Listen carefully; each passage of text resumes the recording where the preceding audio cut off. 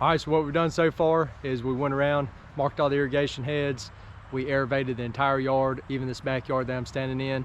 It's less than a year old. We treat it just like the rest of the yard.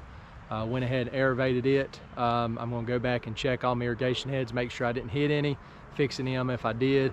Then I gave it a quick mow just to kind of clean it up a little bit. Don't even think it cut the grass at all, but just to kind of clean up some of that dead material that the aerator will pull up. Two reasons that I wanted to do this aeration. One reason is because in my area, this time of year, even after weeks and weeks of rain in the winter time, a few dry days in 85 degrees and the ground just turns hard as a rock. So any of your thin areas or bare areas with no ground cover to kind of protect the dirt, it would just be like a brick. So we alleviated some compaction, and we also are going to allow water to get down into the soil profile, because even if you're putting out your 1 inch irrigation a week, whether you're measuring it with a cup or you're getting rain or whatever, if your ground won't accept the water, it's just going to run off. So it's important to open up that ground, allow the water to soak in as opposed to just hitting it and running off.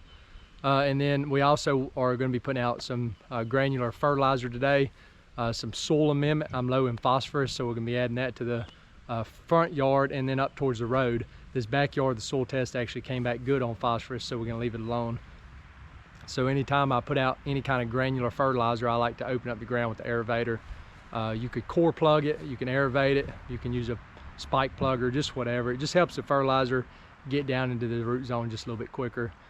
So now we're going to be putting out a soil correction. We're going to run a little bit of liquid fertilizer on it too. One thing to keep in mind, that if you are going to open up the root zone like this with an aerator, plug or whatever, you'll want to irrigate it or try to time this around a rainfall, which we've got rain later on this week, but I'll probably end up irrigating it tonight because you want to try to protect that root zone or you'll have it start to dry out on you. All right, well, we're just finished up. Got about a pound of material left in it, so not too bad. Appreciate y'all watching. If you got any questions or comments, leave them below.